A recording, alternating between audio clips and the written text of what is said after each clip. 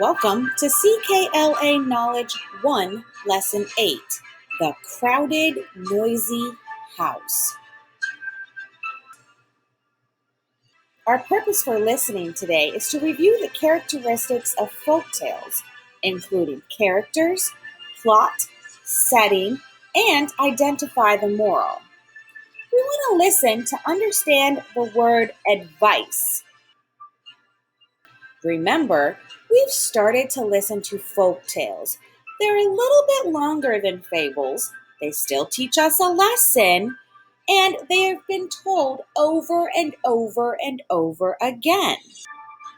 The folk tale we will listen to today, there is a character who is a rabbi.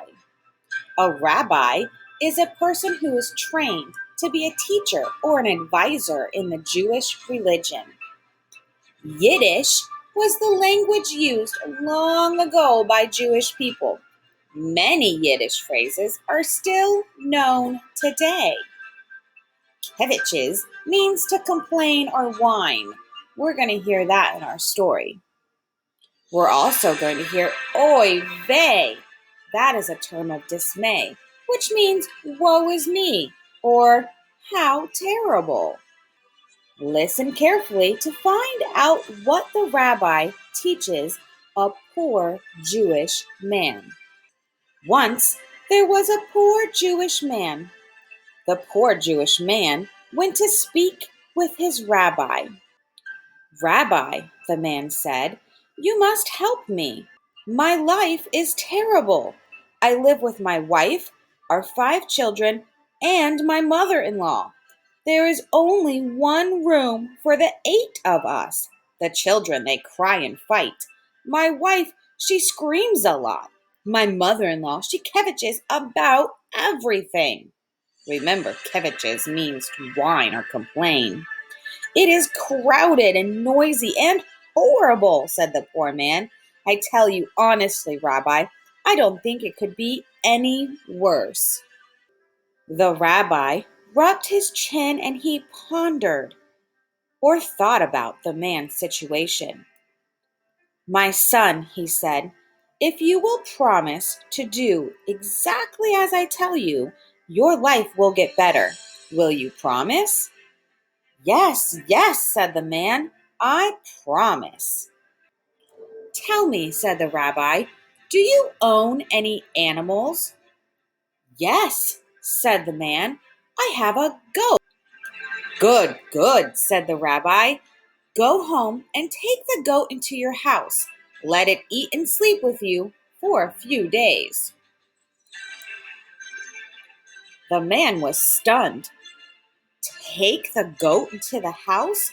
The rabbi's advice sounded like a crazy idea. Advice is an idea or suggestion given by someone else. But everyone knew the rabbi was a wise man, and so the poor man agreed to do what he said. He went home and led the goat into his house. 2 days later, the man went back to the rabbi. "Oy vey," he said, "I did as you said. I brought the goat into the house, but things are worse than before. The children, they cry and fight. My wife, she screams a lot. My mother-in-law, she kvetches about everything. The goat, she butts us with her head and knocks the dishes off the shelves. Help me, Rabbi. I don't think it could get any worse." The rabbi sat quietly for a moment. Then he asked the man, "Do you have any other animals?" "Yes," said the man, "I have a cow." "Good, good, good, good," said the rabbi. "Go home and take the cow into your house. Let it eat and sleep with you for a few days." Again, the man did as he was told. He went home and led the cow into his house. 2 days later, the man went back to see the rabbi. "Oy vey," he moaned. "I did as you said.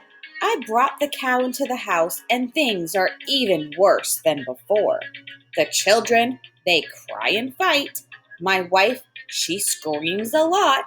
My mother-in-law, she kvetches about everything.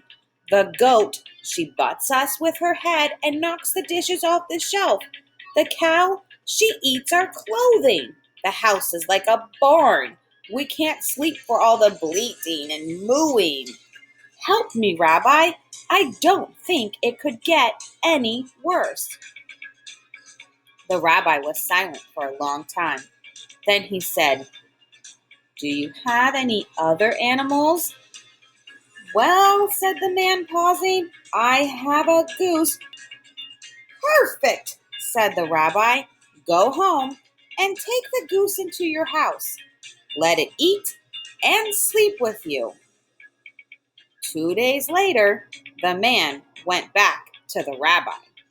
"Oy vey," he groaned. "Things are worse than ever. The children, they cry and fight. My wife, she screams a lot. My mother-in-law, she kvetches about everything.